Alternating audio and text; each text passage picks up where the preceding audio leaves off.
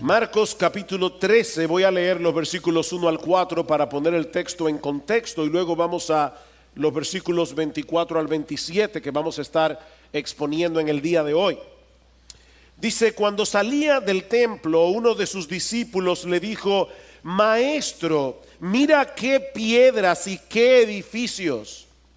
Y Jesús le dijo: ¿ves estos grandes edificios? No quedará piedra sobre piedra que no sea derribada. Y estando él sentado en el monte de los olivos, frente al templo, Pedro, Jacobo, Juan y Andrés le preguntaban en privado: dinos cuándo sucederá esto y qué señal habrá cuando todas estas cosas se hayan de cumplir. Versículo 24. Pero en aquellos días, después de esa tribulación, el sol se oscurecerá y la luna no dará su luz, las estrellas irán cayendo del cielo y las potencias que están en los cielos serán sacudidas. Entonces verán al Hijo del Hombre que viene en las nubes con gran poder y gloria. Y entonces enviará a los ángeles y reunirá a sus escogidos de los cuatro vientos, desde el extremo de la tierra hasta el extremo del cielo. Hace algunas semanas comenzamos a considerar este capítulo del Evangelio de Marcos, conocido como el discurso del Monte de los Olivos, por el lugar donde fue pronunciado. El Señor acaba de profetizar que en un lapso de tiempo relativamente breve, tanto la ciudad de Jerusalén como el templo serán completamente destruidos. Y es probable que en la mente de los discípulos un evento tan catastrófico no podía significar otra cosa que la llegada del fin del mundo. De ahí la pregunta que da lugar a este discurso y que Mateo recoge en su versión más completa: dinos cuándo sucederá esto, es decir, la destrucción de Jerusalén y del templo, y cuál será la señal de tu venida y de la consumación de este siglo. Los discípulos están mezclando aquí tres eventos en uno. Y mis hermanos, es muy importante que nosotros tengamos esto en mente cuando estudiemos este capítulo. Ellos quieren saber cuándo será la destrucción de Jerusalén y del templo. Una pregunta de tiempo. Dinos cuándo sucederá esto, pero también quieren saber cuál será la señal que anticipe la segunda venida del Señor y el fin del mundo.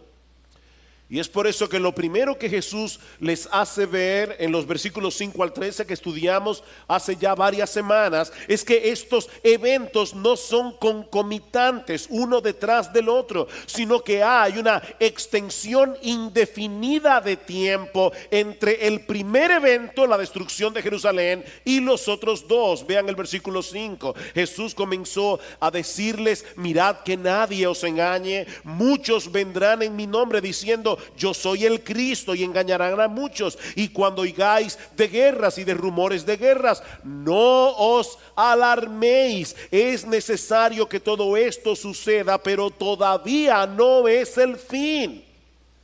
Hay un tiempo indefinido entre la primera venida de Cristo, la destrucción de Jerusalén, del templo, y la segunda venida. Y luego el Señor pasa a responder la primera parte de la pregunta sobre la destrucción de Jerusalén, mostrándoles cuál habría de ser la señal de que ese evento estaba a punto de ocurrir. Versículo 14. Mas cuando veáis la abominación de la desolación puesta donde no debe estar, el que lea, que entienda, entonces los que estén en Judea huyan a los montes. En el pasaje paralelo, en Lucas capítulo 1 versículo 20, el Señor es más claro aún. Dice: pero cuando viereis a Jerusalén rodeada de ejércitos, sabed entonces que su destrucción ha llegado. Entonces los que estén en Judea huyan a los montes. De hecho, en este mismo discurso, en el versículo 30, Cristo les dice claramente que no pasará esa generación hasta que todo esto suceda.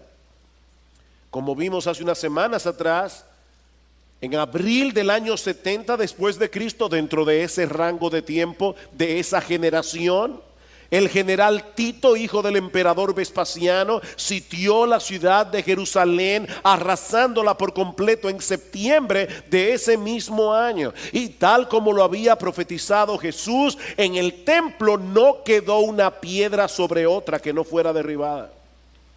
De acuerdo al historiador Flavio Josefo, más de 1 millón de personas murieron durante el asedio, aparte de los 97,000 judíos que fueron capturados y vendidos como esclavos. Fue una tribulación terrible para el pueblo de Israel. Cada día cientos de judíos trataban de escapar, y cuando eran atrapados por los romanos eran crucificados. Mis hermanos, fue una masacre total.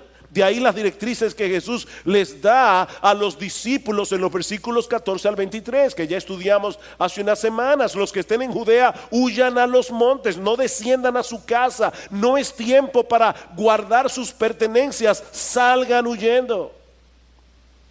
Ahora, en la mañana de hoy vamos a considerar la otra parte de la pregunta, en los versículos 24 al 27, relacionada con la segunda venida de Cristo. Y mis hermanos, perdónenme que sea insistente con esto, pero mantengan en sus mentes las 3 preguntas. ¿Cuándo sucederán estas cosas? La destrucción de Jerusalén. ¿Y cuál será la señal de tu venida y del fin del siglo? Bueno, esa es la parte de la pregunta que Jesús pasa a responder en los versículos 24 al 27.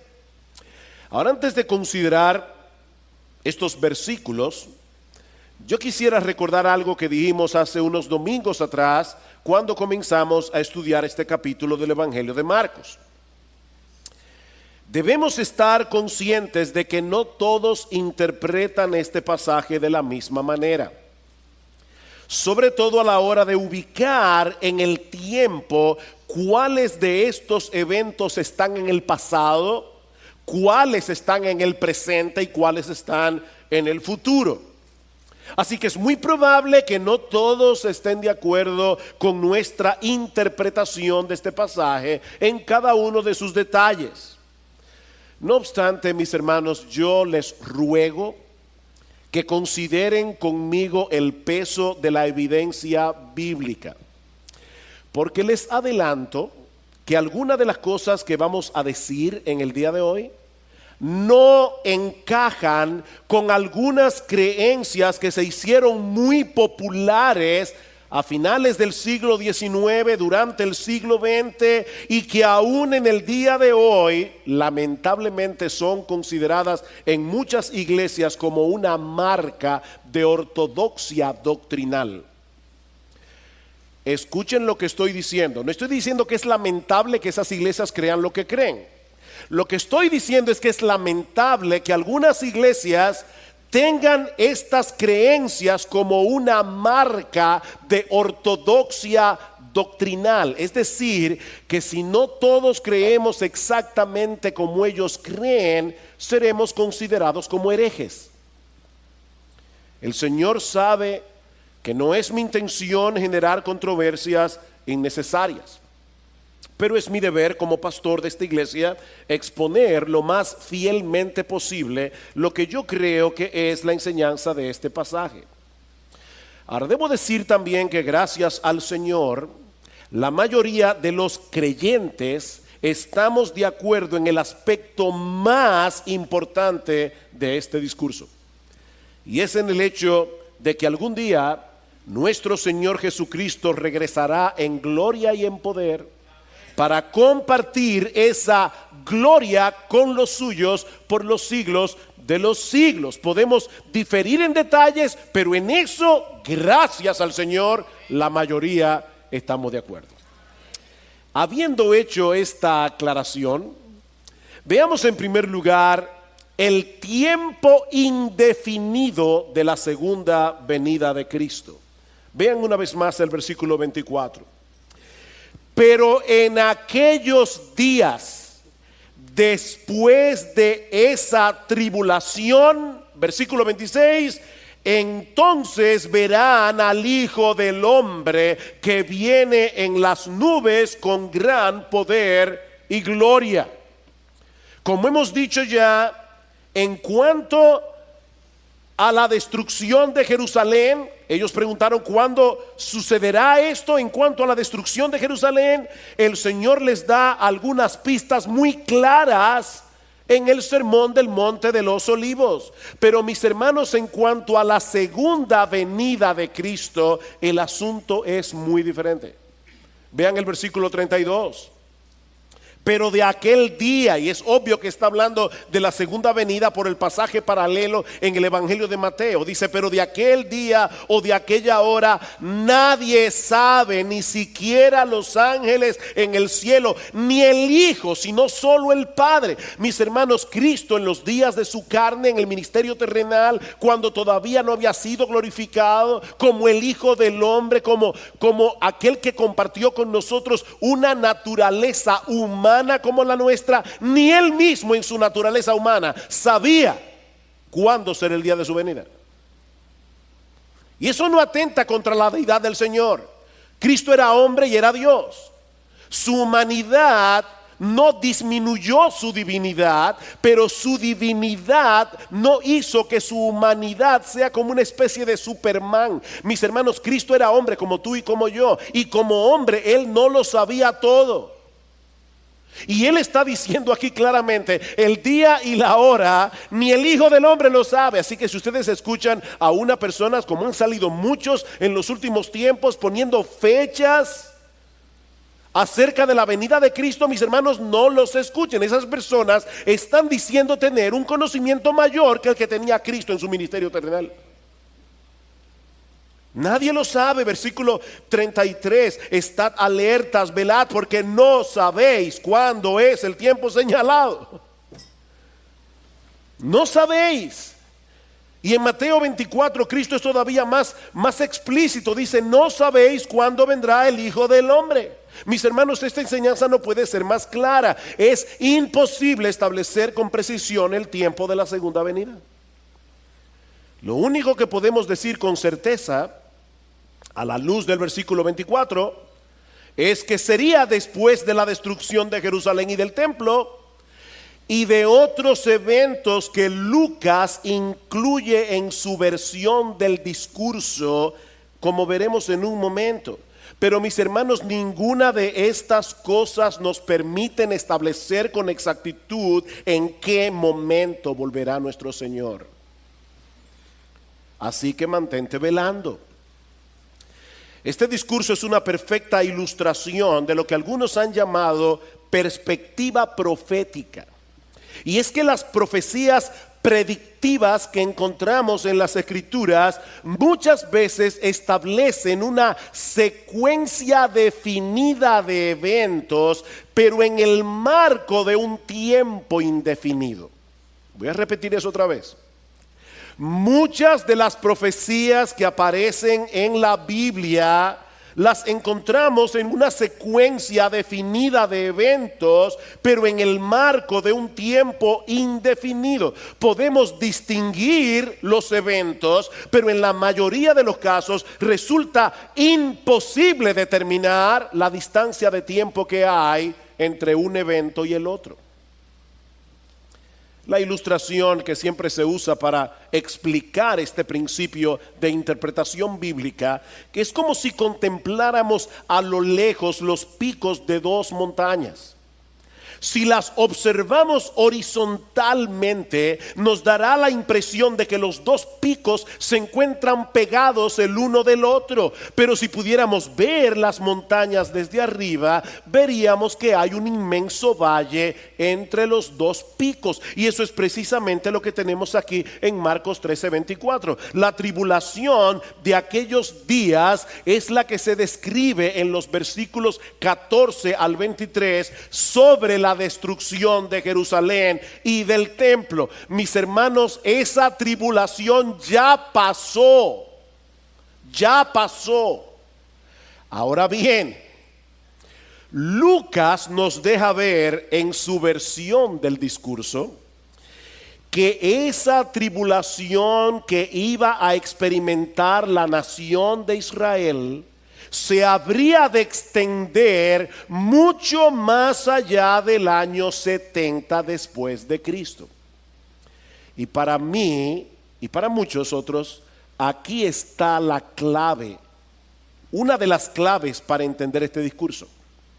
Hablando del pueblo de Israel, el Señor nos dice en Lucas capítulo 21, versículo 23, escuchen con atención, dice que habrá una gran calamidad sobre la tierra e ira para este pueblo, refiriéndose a los judíos. Ahora, ¿cómo sabemos que eso no está hablando de la segunda venida de Cristo, sino de la destrucción de Jerusalén?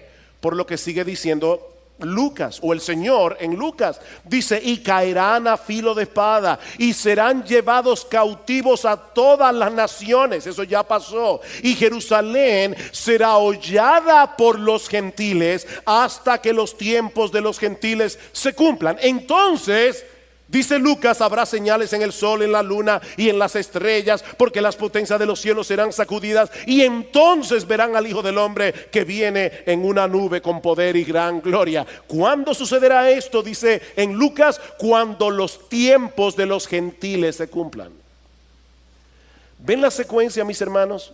Yo estoy tratando de ser lento en el día de hoy, porque yo sé que estoy pisando sobre muchos prejuicios que algunos de ustedes tienen.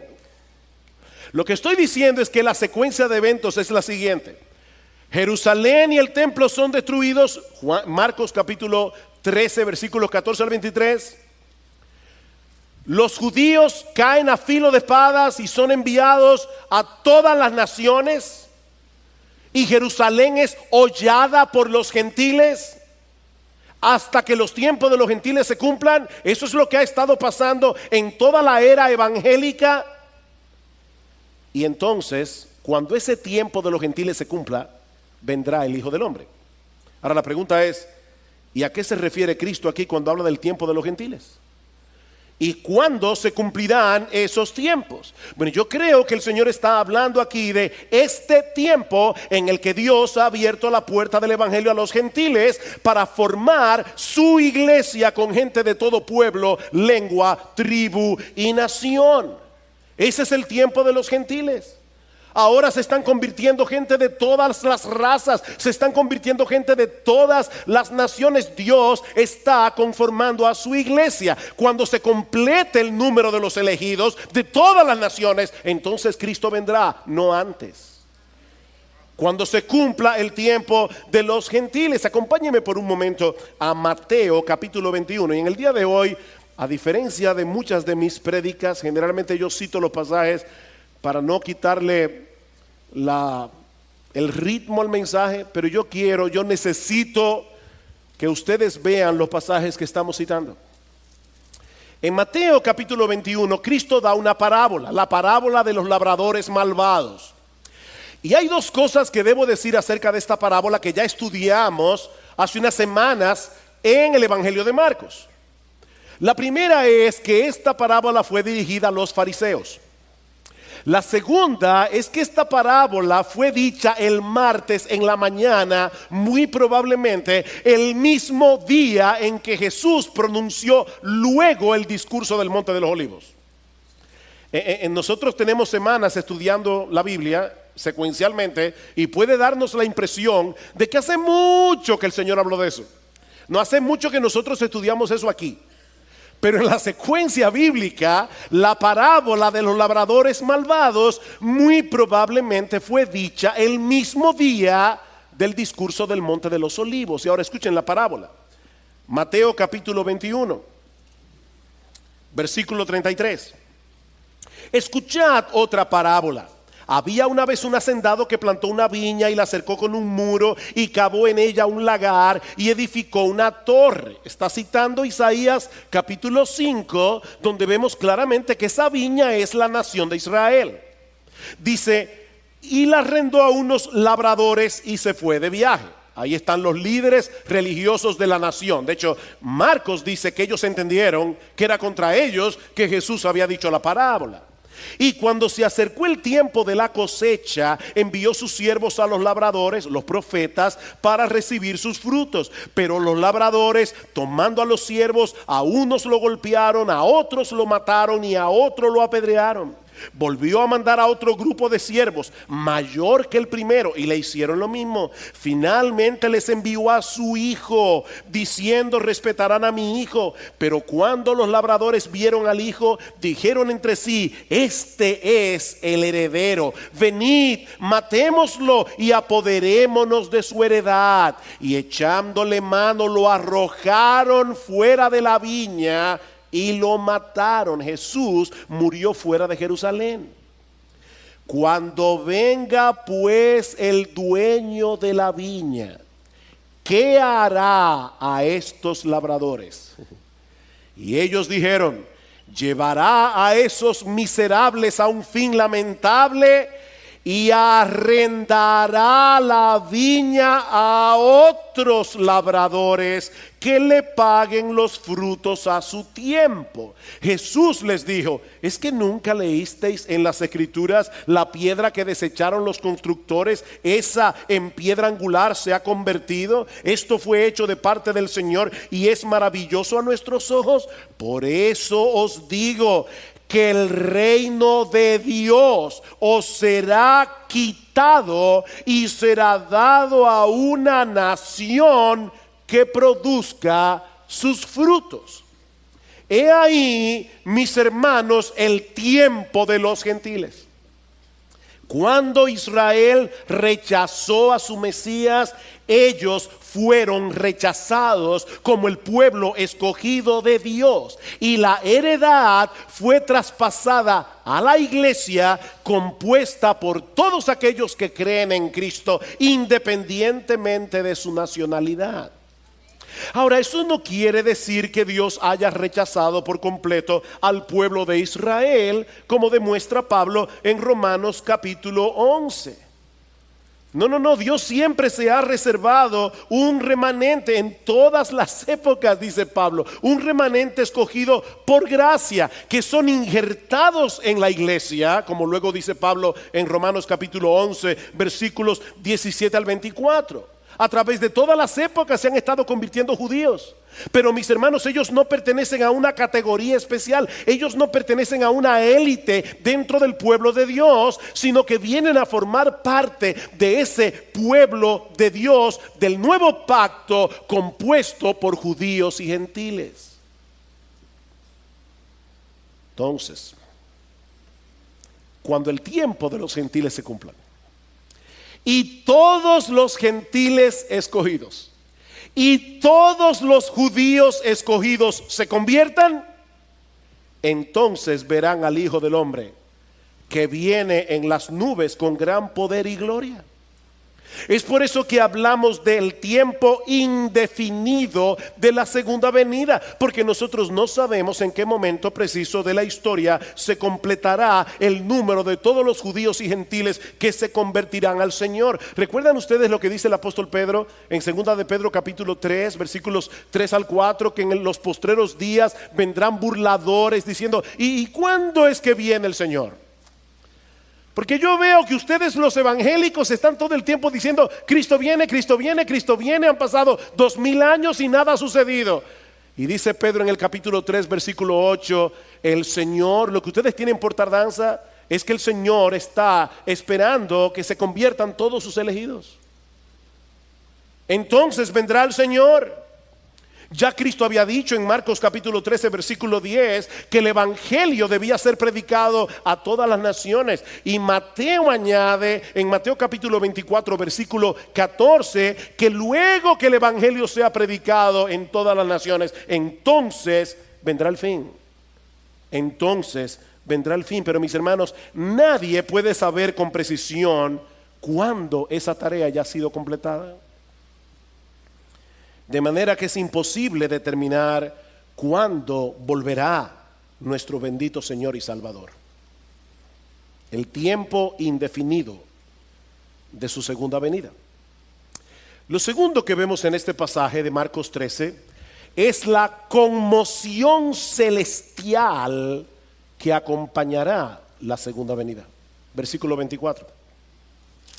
Marcos capítulo 13, versículo 24. Pero en aquellos días, después de esa tribulación, el sol se oscurecerá, la luna no dará su luz, las estrellas irán cayendo del cielo y las potencias que están en los cielos serán sacudidas. Esta conmoción celestial que el Señor está describiendo aquí aparece en varios pasajes del Antiguo Testamento para describir el juicio de Dios sobre las naciones paganas como Egipto, Babilonia. Eso lo podemos ver en Isaías capítulo 13 versículos 9 al 10, Isaías capítulo 34 versículos 4 al 5, Ezequiel capítulo 32. Hay otros pasajes en Joel, en Amós, que usan este mismo lenguaje. Es por eso que algunos se preguntan si debemos interpretar estas palabras en forma literal o si Jesús está usando aquí un lenguaje apocalíptico para señalar el juicio que sufrirán los incrédulos en su segunda venida. Mi posición personal con respecto a esto es que no hay duda alguna de que la venida del Señor será de bendición para unos y de juicios para otros, como veremos en un momento. Pero yo creo que este lenguaje que usa Jesús en el discurso del Monte de los Olivos describe una convulsión celestial que acompañará su segunda venida. Una y otra vez la Biblia describe este evento con un lenguaje muy similar, aún en pasajes en los que no parece que el autor esté hablando en una forma figurada. Vayan conmigo a Segunda de Pedro. Segunda de Pedro capítulo 3. En estos días hubo un eclipse solar, el eclipse solar del siglo. Y todo el mundo estaba atento al famoso eclipse. Bueno, escuchen cómo Pedro describe el día del Señor, es decir, el día de la venida de Cristo. Ese es el contexto, ¿verdad? Vendrán burladores diciendo: ¿y cuándo es que viene Jesús?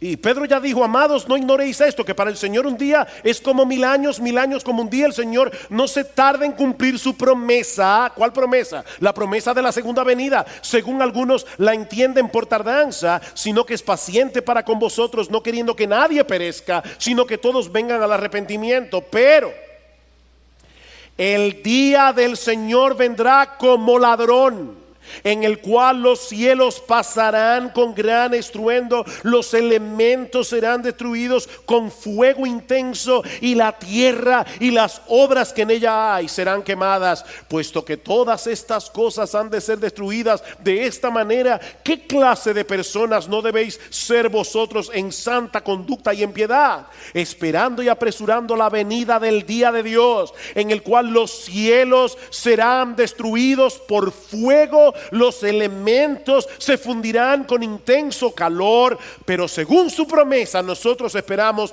nuevos cielos y nueva tierra en los cuales mora la justicia. Los cielos pasarán. Mi hermano, si Dios hizo el mundo, el universo entero, en 6 días, ¿cuál es el problema de que en unas horas, cuando el Señor Jesucristo regrese en gloria, todas esas cosas sean deshechas? Ahora noten lo que Pedro está diciendo: este mundo será destruido. Qué estupidez es la nuestra cuando ponemos nuestra esperanza aquí. ¿A alguno de ustedes se le ocurre poner su dinero en un banco que ustedes saben con toda seguridad que va a quebrar? Mis hermanos, este mundo va a quebrar, es lo que Pedro está diciendo. Este mundo será destruido. Ahora, obviamente, este es el tipo de cosas que nosotros vamos a entender plenamente después que sucedan. Y nosotros lo veremos en panorámica. Pero creo que en la Biblia hay suficientes indicios para llegar a la conclusión de que la segunda venida de Cristo vendrá acompañada de un cataclismo universal que dará paso a la creación de cielos nuevos y una tierra nueva. Estamos a la espera, mis hermanos, del cumplimiento de esa promesa. Mis hermanos, la segunda venida de Cristo será muy diferente de la primera, como vimos hace un momento cuando Marcos leyó las Escrituras. Cristo nació humildemente en una oscura aldea de Palestina, rodeado de animales, en un sucio establo de Belén, y luego murió en debilidad en una cruz romana, pero su regreso no será así. Y eso nos lleva a nuestro tercer encabezado: las características dominantes de la segunda venida. Marcos capítulo 13, una vez más. Marcos capítulo 13, versículo 26. Entonces verán al Hijo del Hombre que viene en las nubes con gran poder y gloria. Hay tres cosas aquí a las que quiero llamar vuestra atención. La primera es que la venida de Cristo es personal. Hay personas muy esotéricas que hablan como de una venida fantasmal. Sí, Cristo viene a la vida de todos. El Cristo, el Maestro. No. Aquí estamos hablando de la venida del Hijo del Hombre. Verán al Hijo del Hombre, y es una expresión que Jesús usó frecuentemente en los evangelios para hablar de sí mismo. Ahora, mis hermanos, no olviden que nos encontramos en medio de la semana de la pasión, apenas 3 días antes de su crucifixión. Ya Cristo había anunciado a los discípulos en Marcos capítulo 10, versículo 33, lo que iba a sucederle al final de esa semana. He aquí, subimos a Jerusalén, y el Hijo del Hombre será entregado a los principales sacerdotes y a los escribas, y le condenarán a muerte, y le entregarán a los gentiles, y se burlarán de él, y le escupirán, le azotarán, le matarán, y 3 días después resucitará. El Señor sabía que todo esto iba a suceder, pero ahora está profetizando que ese mismo Hijo del Hombre, que sería llevado a la cruz en debilidad, del cual harían burla los hombres, no solo se levantará de los muertos, sino que algún día regresará a la tierra sobre las nubes del cielo con poder y gran gloria. Mis hermanos, el mismo Jesús que murió, el mismo Jesús que resucitó, el mismo Jesús que ascendió a los cielos, el mismo Jesús que está sentado a la diestra del Padre, ese mismo Jesús regresará. En Hechos capítulo 1 dice que después que el Señor resucita, se queda con los discípulos 40 días hablándoles del reino de Dios. Y dice en el versículo 9 de Hechos 1 que después de haber dicho estas cosas, fue elevado mientras ellos miraban, y una nube le recibió y le ocultó de sus ojos. Y estando mirando fijamente al cielo mientras él ascendía, aconteció que se presentaron junto a ellos 2 varones en vestiduras blancas, que le dijeron: varones galileos, ¿por qué estáis mirando al cielo? Este mismo Jesús, el mismo que anduvo con ellos por 3 años y medio, el mismo que calmó el mar en tempestad, el mismo que sanó a la hija de Jairo, el mismo que compartió con ellos la Pascua en el aposento alto y que luego fue a la cruz para salvarnos. Dice: ese mismo Jesús que ha sido tomado de vosotros al cielo, vendrá de la misma manera, tal como le habéis visto ir al cielo. De manera que lo primero que vemos aquí es que la venida de Cristo es personal, pero vemos también, en segundo lugar, que será un evento visible y pavoroso para todos los que no creyeron en él.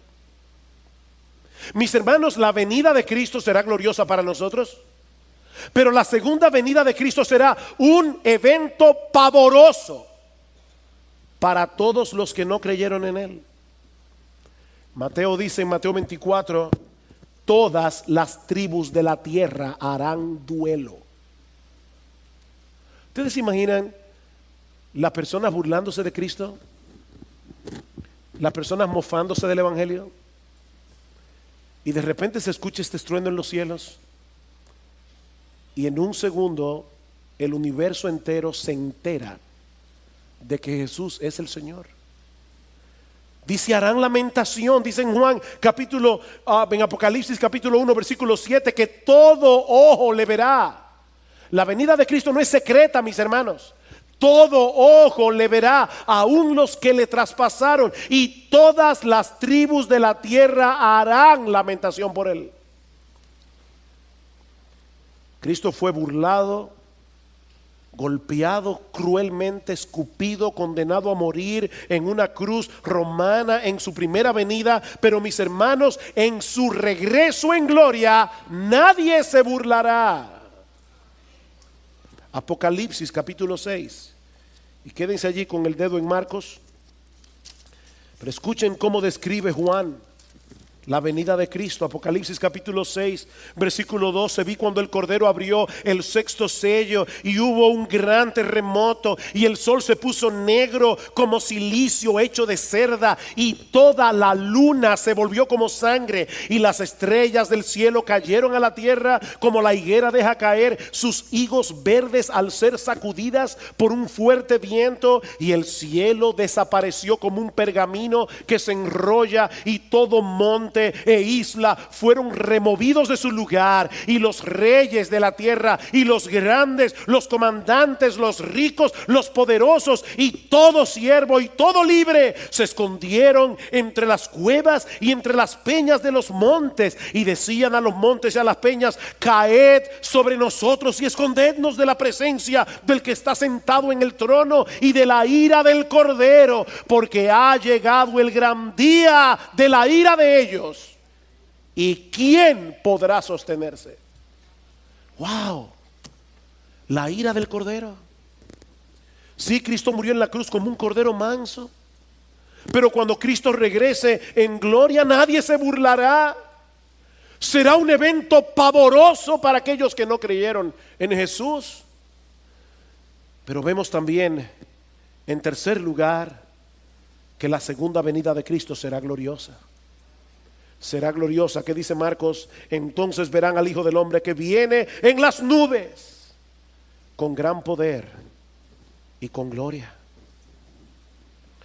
Los discípulos conocían muy bien el Antiguo Testamento y sabían que al hablar de su venida en las nubes del cielo, Jesús estaba colocando su gloria a la par con la gloria del Padre. Dice en Éxodo capítulo 19:9 que el Señor le dijo a Moisés en el monte Sinaí: he aquí, vendré a ti en una densa nube. En el Salmo 97 versículo 2 dice que las nubes lo rodean. Estas nubes, mis hermanos, no son naturales. Estas nubes son un despliegue de la gloria de Dios. Hay una presencia especial del Espíritu de Dios en medio de la iglesia. Estamos alabando al Señor y uno casi puede palpar que Cristo realmente está presente en medio de su pueblo. Él le ha prometido estar presente en medio de su pueblo, y uno puede alabar al Señor, pero uno lo está contemplando con los ojos de la fe. ¿Ustedes se imaginan, mis hermanos, lo que será aquel día? Cuando nuestro Señor Jesucristo regrese y nosotros podamos verle cara a cara, cuando nosotros podamos ver su gloria, una gloria que ahora está oculta de nuestros ojos, una gloria que ahora solo podemos contemplar con los ojos de la fe. Pero algún día, mis hermanos, los cielos se abrirán con gran estruendo y nuestro Señor Jesucristo regresará del cielo con poder y gran gloria en las nubes del cielo. Y nosotros le veremos. Y nosotros le veremos. ¿Cómo no debería eso llenar nuestras mentes y corazones? Y en ese momento, su iglesia será reunida a su Señor para regresar junto a Él y quedar junto a Él por los siglos de los siglos. Y eso nos lleva a nuestro último y más controversial encabezado: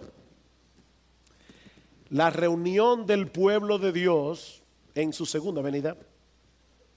Versículo 27. Y entonces enviará a los ángeles y reunirá a sus escogidos de los cuatro vientos, desde el extremo de la tierra hasta el extremo del cielo. A través de toda la historia de la iglesia, yo quiero recalcar eso, a través de toda la historia de la iglesia hasta el siglo XIX, los creyentes habían creído prácticamente en unanimidad que el Señor Jesucristo habría de regresar una sola vez a la tierra y que en ese momento la iglesia sería arrebatada para encontrarse con su Señor. Repito, esa había sido la creencia de la iglesia a través de toda su historia. Pero en el siglo XIX surgió una creencia nueva que luego vendría a ser muy popular debido a la proliferación de una Biblia anotada por un abogado y pastor llamado Ciro Ingerson Scofield, publicada en el año 1909, y que sostenía la postura de una venida de Cristo en dos partes: una secreta antes del inicio de una tribulación que, según esta creencia, duraría 7 años, y una pública inmediatamente después de esa tribulación. En esa primera parte de la segunda venida, la parte secreta, la iglesia sería arrebatada para no pasar por la gran tribulación, mientras que en la segunda etapa de la segunda venida habría de ocurrir todo lo que hemos estudiado hoy en el discurso del Monte de los Olivos. Según esta posición teológica, conocida como rapto pretribulacional, los elegidos de los que se habla en el versículo 27 son los judíos que supuestamente se van a convertir durante ese periodo de tribulación. Esta creencia ha venido a ser tan popular que incluso ya se han filmado varias películas con este tema. Hollywood siempre trata de sacarle partido a las cosas sensacionalistas. Una de esas películas se filmó en el año 2015, titulada Dejados Atrás, protagonizada nada más y nada menos que por Nicolas Cage, un actor de Hollywood sumamente conocido. Ahora, de nuevo quiero volver a decir lo que decía al principio. Mis hermanos, yo no quiero generar controversias innecesarias con este mensaje, y mucho menos ser ofensivo con todos aquellos que creen en una segunda venida en dos etapas y en un rapto pre-tribulacional. De hecho, nosotros mismos venimos de esa tradición. Eso creía nuestra iglesia hace muchos años atrás, porque eso fue lo que aprendimos en la iglesia donde conocimos al Señor hace 40 años. Sin embargo, creemos que la evidencia del Nuevo Testamento apunta hacia la segunda venida como un solo evento en el que la iglesia, formada por judíos y gentiles que han creído en Cristo, saldrán al encuentro de su Señor, mientras que los incrédulos recibirán juicio y condenación. Yo les decía al principio, por favor, sopesen los argumentos bíblicos sin prejuicios. Una doctrina no es falsa por ser novedosa, de la misma manera que una doctrina no es verdadera por ser antigua. Una doctrina es verdadera por ser bíblica. Ahora, cuando hay una doctrina que sale nueva, y esta doctrina del rapto pretribulacional es relativamente nueva, nosotros tenemos que preguntarnos, ¿realmente durante 19 siglos nadie en la iglesia vio esto? Hermanos, ¿qué nos enseña la Biblia? Bueno, yo quiero, por favor, que vayan conmigo en sus Biblias a varios textos bíblicos. Quiero ser tranquilo, lento, quiero que lo veamos. Yo sé que este estudio ha sido muy, ¿cómo puedo decirlo? Muy académico, pero es que hace mucho que no hablamos de este tema y yo necesito que ustedes lo vean. Mateo capítulo 13. Mateo capítulo 13. Recuerden lo que estoy tratando de demostrar. Estoy tratando de demostrar que Cristo viene una sola vez, por segunda vez. Y que es en esa segunda venida que la iglesia será arrebatada y los impíos serán destruidos.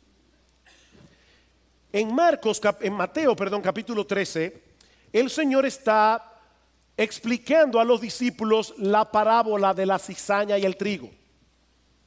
Escuchen la interpretación de Jesús, versículo 37. Respondiendo él les dijo, porque los discípulos le dijeron: Señor, explícanos la parábola de la cizaña del campo.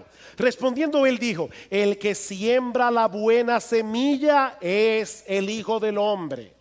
El campo es el mundo, no la iglesia. Yo no sé cuántas veces yo he oído personas diciendo: en la iglesia hay trigo y hay cizaña. Y es verdad que en la iglesia a veces hay trigo y hay cizaña, pero este pasaje no está hablando de eso. Este pasaje está hablando de que a pesar de que Cristo ya inauguró su reino cuando vino la primera vez, murió en una cruz, ascendió a los cielos y se sentó a la diestra del Padre, Él ya está reinando. Ese reino ya fue inaugurado, pero no ha sido aún consumado. Y es por eso que todavía en su reino hay cizaña. Dice: el campo es el mundo. La buena semilla son los hijos del reino. Las cizañas son los hijos del maligno. Y el enemigo que la sembró es el diablo. La siega es el fin del mundo. Y los segadores son los ángeles. Mateo 24, Marcos 13. Por tanto, así como la cizaña se recoge y se quema en el fuego, de la misma manera será en el fin del mundo. El Hijo del Hombre enviará a sus ángeles y recogerán de su reino a todos los que son piedra de tropiezo, a los que hacen iniquidad, y los echarán en el horno de fuego. Allí será el llanto y el crujir de dientes. Entonces los justos resplandecerán como el sol en el reino de su Padre. Mis hermanos, ¿cuándo sucederá eso? En el fin del mundo, cuando nuestro Señor Jesucristo regrese en gloria. Los malos serán recogidos de su reino y los justos también serán recogidos por los ángeles del cielo para reinar con Cristo por los siglos de los siglos. Primera Tesalonicenses capítulo 4. Primera Tesalonicenses capítulo 4.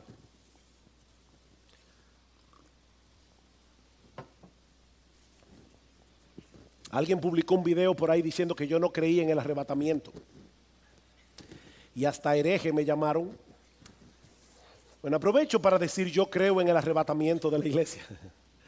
Lo que yo no creo es en un arrebatamiento pre-tribulacional, pero yo creo en el arrebatamiento de la iglesia porque la Biblia lo dice. Ahora, ¿cuándo sucederá este arrebatamiento? Vean una vez más conmigo. Primera Tesalonicenses 4:13. Pero no queremos, hermanos, que ignoréis acerca de los que duermen, para que no os entristezcáis como lo hacen los demás que no tienen esperanza. Porque si creemos que Jesús murió y resucitó, así también Dios traerá con él a los que durmieron en Jesús. Por lo cual os decimos esto por la palabra del Señor, que nosotros, los que estemos vivos y que permanezcamos hasta la venida del Señor, no precederemos a los que durmieron. Pues el Señor mismo descenderá del cielo con voz de mando, con voz de arcángel y con la trompeta de Dios, y los muertos en Cristo se levantarán primero. Entonces nosotros, los que estemos vivos y que permanezcamos, seremos arrebatados juntamente con ellos en las nubes al encuentro del Señor en el aire, y así estaremos con el Señor siempre. No en el aire, sino con el Señor. Por tanto, confortaos unos a otros con estas palabras. Sí, yo sé que ya se acabó el capítulo 4, pero recuerden que la Biblia no se escribió en capítulos, así que sigamos leyendo. Ahora bien, hermanos, con respecto a los tiempos y a las épocas de cuando eso va a ocurrir, no tenéis necesidad de que os escriba nada, pues vosotros mismos sabéis perfectamente que el día del Señor vendrá como un ladrón en la noche. ¿Recuerdan el día del Señor del que habló Pedro? El día del Señor vendrá como un ladrón en la noche, que cuando estén diciendo paz y seguridad, entonces la destrucción vendrá sobre ellos repentinamente como dolores de parto a una mujer que está encinta, y no escaparán. Mis hermanos, cuando yo leo este texto, en su contexto, yo no veo una venida pretribulacional 7 años en secreto, y luego una venida pública 7 años más tarde en la que los malos serán destruidos. Pablo está hablando aquí de un día del Señor en el que Cristo viene, los muertos resucitan, los creyentes son arrebatados y los impíos son destruidos. Segunda a Tesalónica, capítulo 1. Para mí es importante, hermano, que ustedes lo vean, así que yo me voy a tomar mi tiempo. Segunda a Tesalonicenses capítulo 1 versículo 6. Porque después de todo es justo delante de Dios retribuir con aflicción a los que os afligen y daros alivio a vosotros que sois afligidos, y también a nosotros cuando el Señor Jesús sea revelado desde el cielo con sus poderosos ángeles en llama de fuego. ¿Ven ustedes, hermanos? Jesús viene y dice Pablo, Él le dará alivio a los creyentes y los impíos serán destruidos. Versículo 8, dando retribución a los que no conocen a Dios y a los que no obedecen al evangelio de nuestro Señor Jesús. Estos sufrirán el castigo de eterna destrucción, excluidos de la presencia del Señor y de la gloria de su poder. ¿Cuándo? Cuando Él venga para ser glorificado en sus santos en aquel día y para ser admirado entre todos los que han creído. ¿Dos venidas o una sola? Dice, el día que el Señor venga, los impíos serán destruidos y Él será admirado por sus santos, aquellos que han creído. Pero no se detiene allí, capítulo 2. Pero con respecto a la venida de nuestro Señor Jesucristo y a nuestra reunión con Él, de paso el verbo, la palabra que se usa allí, reunión, tiene la misma raíz que la que usa Cristo en Marcos 13, cuando dice que los ángeles reunirán a sus escogidos. Se está hablando aquí del arrebatamiento. Dice, con respecto a la venida de nuestro Señor Jesucristo y a nuestra reunión con Él. ¿Cuál es la teoría del rapto pretribulacional? Viene Cristo en secreto, se lleva a su iglesia y el anticristo comienza a perseguir a los creyentes. 7 años más tarde viene el Señor. Pero ¿es eso lo que enseña este texto? Vean conmigo de nuevo. Con respecto a la venida de nuestro Señor Jesucristo y a nuestra reunión con Él, os rogamos, hermanos, que no seáis sacudidos fácilmente en vuestro modo de pensar, ni os alarméis, ni por espíritu, ni por palabra, ni por carta, como si fuera de nosotros, en el sentido de que el día del Señor ha llegado. Que nadie os engañe en ninguna manera, porque no vendrá sin que primero venga la apostasía y sea revelado el hombre de pecado, el hijo de perdición. Pablo dice, Cristo no vendrá hasta que eso suceda. Y dice en el versículo 8, y entonces será revelado ese inicuo a quien el Señor matará con el espíritu de su boca y destruirá con el resplandor de su venida. Vuelvo y repito, mis hermanos, no quiero ofender a los que han creído y creen en una venida de Cristo en 2 etapas y en un rapto pretribulacional, pero mis hermanos, lo que yo veo en la Biblia, en el Nuevo Testamento, es que Cristo viene una sola vez Los suyos serán arrebatados y vienen con Cristo a una tierra nueva y a un cielo nuevo cuando ya los impíos hayan sido completamente destruidos. Esto encaja perfectamente con la enseñanza del Señor en el discurso del Monte de los Olivos. Cuando nuestro Señor y Salvador regrese en gloria, Él enviará a sus ángeles para que recoja su trigo en el granero y la paja sea quemada en un fuego que nunca se apagará.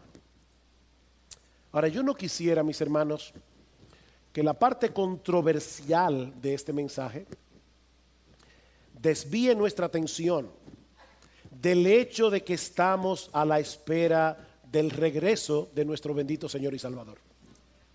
En eso estamos de acuerdo, ¿verdad? Dice el pastor Albert Martin acerca de este capítulo: lo que es más importante en este capítulo está claro: Cristo viene. Y lo que está claro debe dominar nuestros pensamientos. Mis hermanos, Cristo viene. Por más que el mundo se burle de esa expresión, como dice Pedro en su segunda carta, el día llegará cuando los cielos se estremecerán y todos verán al Hijo del Hombre viniendo en las nubes con poder y gran gloria. Y así como se cumplieron al pie de la letra cientos de profecías que anunciaban la primera venida de Cristo, mis hermanos, así podemos tener completa certeza de que Él regresará por segunda vez para ser admirado entre todos los que han creído, como dice Pablo. Mis hermanos, esa es nuestra esperanza. Esa es nuestra esperanza, que algún día estaremos físicamente con nuestro Señor y Salvador para no separarnos de Él nunca más. Mis hermanos, nuestra esperanza no es ir al cielo y ver las puertas de perlas y caminar por la calle de oro. No, mis hermanos, nuestra esperanza es estar con Jesús, que en este momento está en el cielo. Hablando de los creyentes en Tesalónica, Pablo les dice que ellos se habían convertido de los ídolos a Dios. ¿Para qué? Para servir al Dios vivo y verdadero y esperar de los cielos a su Hijo. ¿Tú escuchaste eso? La verdadera conversión consiste en dos cosas. En la verdadera conversión, los ídolos del corazón son destronados para colocar a Dios en el trono de nuestras almas como el objeto máximo de nuestro deleite. Pero al mismo tiempo la conversión redirige, replantea por completo el objeto de nuestra esperanza. Nosotros nos convertimos para esperar de los cielos a su Hijo. Para eso nos convertimos, para tener esa esperanza. Todos los seres humanos viven por una esperanza. Eso es lo que los motiva a levantarse por la mañana. Eso es lo que los lleva a hacer todo lo que hacen cada día. Bueno, mis hermanos, lo que Pablo está diciendo aquí es que uno de los resultados de la salvación es llevarnos a esperar en la segunda venida de Cristo por encima de cualquier esperanza terrenal. Sí, hay muchas cosas legítimas que nosotros podemos esperar en esta vida, pero ninguna de ellas puede competir con esa esperanza. El Señor descenderá del cielo y nosotros nos reuniremos con Él. Y yo te pregunto, mi hermano, ¿es esa tu esperanza? ¿O hay muchas cosas de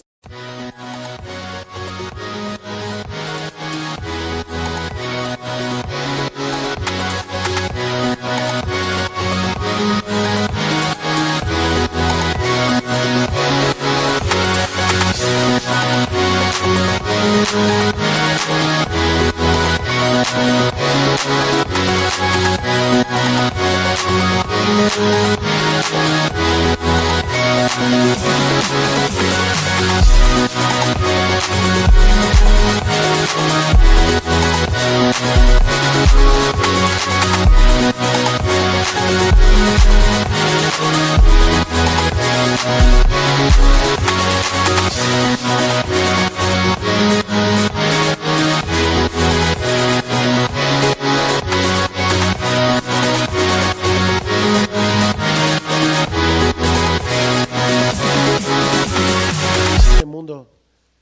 que han comenzado a eclipsar tu anhelo por la segunda venida de Cristo.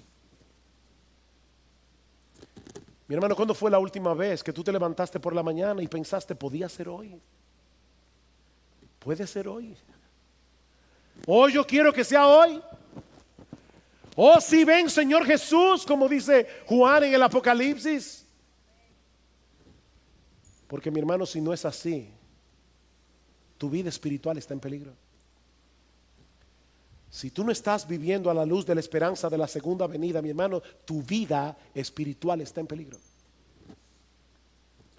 Pablo dice en Tito capítulo 2, me encanta este pasaje, que la gracia de Dios se ha manifestado para salvación a todos los hombres, enseñándonos que renunciando a la impiedad y a los deseos mundanos, vivamos en este siglo sobria, justa y piadosamente. Dice John Piper, hay personas que dicen, es que los cristianos que viven esperando la segunda venida se olvidan de las cosas aquí abajo. No. Esperar la segunda venida nos motiva a estar activos en la iglesia, nos motiva a predicar el evangelio, nos motiva a buscar la gloria de Dios en todo lo que hacemos, aún en nuestras vocaciones terrenales. No, dice Piper, el problema no es que nosotros estemos pensando demasiado en el cielo, es que estamos pensando demasiado en el mundo. Dice que la gracia de Dios nos enseña a renunciar a la impiedad y a los deseos mundanos y vivamos en este siglo sobria, justa y piadosamente, aguardando la esperanza bienaventurada y la manifestación gloriosa de nuestro gran Dios y Salvador Jesucristo. ¿Saben por qué muchas veces los que profesan ser cristianos se ven tan mundanos? Bueno, en muchos casos es porque no son cristianos, pero en otros casos es porque han perdido de vista la segunda venida del Señor, la segunda venida de Cristo. ¿Cómo debería vivir un cristiano que se levanta todos los días de su vida diciendo, Señor, estas próximas 24 horas las voy a vivir como si fuera a encontrarme contigo al final del día? ¿Cómo viviría un cristiano? Mis hermanos, ¿por qué el mundo nos atrae tanto? Porque hemos perdido de vista esa esperanza, la esperanza de estar con nuestro Señor. Eso es lo que motiva al creyente a vivir en santidad. Eso es lo que motiva al creyente a hacer buenas obras. El hecho de aguardar esa esperanza bienaventurada. Algún día estaremos con nuestro Señor y echaremos nuestras coronas a sus pies en eterna gratitud por habernos comprado con su sangre y por habernos atraído hacia Él con cuerdas de amor. ¿Se dieron cuenta cómo dice Pablo en 2 Tesalónica 2:1, la venida de Cristo y nuestra reunión con Él? No es una película fantástica la que estamos, yo quisiera ver cómo los cielos se enrollan como un pergamino. Olvídate de eso. Esas son las cosas que acompañarán la segunda venida, pero eso no es importante. Lo importante es que Cristo viene y nosotros estaremos con Él. Nuestra reunión con Él, dice Pablo, y así estaremos siempre con el Señor. Y añade, alentaos unos a otros con estas palabras. ¿Cuándo fue la última vez, mi hermano, que tú te acercaste a un creyente en aflicción y le dijiste, mi hermano, estoy sufriendo contigo? Yo sé lo que tú estás pasando, pero no te olvides, hay una luz al final del túnel porque Cristo viene. ¿Cuándo fue la última vez que tú alentaste a alguien con esas palabras? Porque Pablo dice, alentaos unos a otros con estas palabras. Hermanos, Cristo viene. Y yo te pregunto una vez más, mi amigo, ¿es esa tu esperanza? Miembro de iglesia bíblica del Señor Jesucristo, ¿estás aguardando con expectativa el retorno de tu Señor? ¿Estás velando, estás orando, estás ocupado en buenas obras? ¿O estás tan entretenido con las trivialidades de esta vida presente que hace rato que dejaste de esperarlo? Mi amigo, ¿qué pasará contigo en aquel día? ¿Serás recogido por los ángeles para estar con tu bendito Señor y Salvador? ¿O serás recogido con la cizaña para ser quemado en el fuego?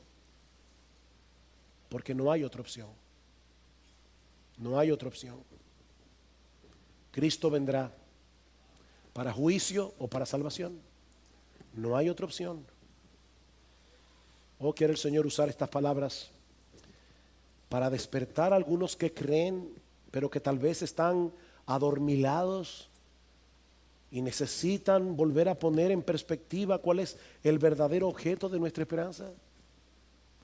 O tal vez para animar a algunos que todavía están allí fielmente corriendo la carrera, pero están cansados. Anímate, hermano, Cristo viene. Oh, pero que también Dios use este mensaje para destruir por completo la esperanza falsa de aquellos que están sin Cristo. De modo que en esta misma hora ellos puedan poner toda su confianza únicamente en Él por medio de la fe.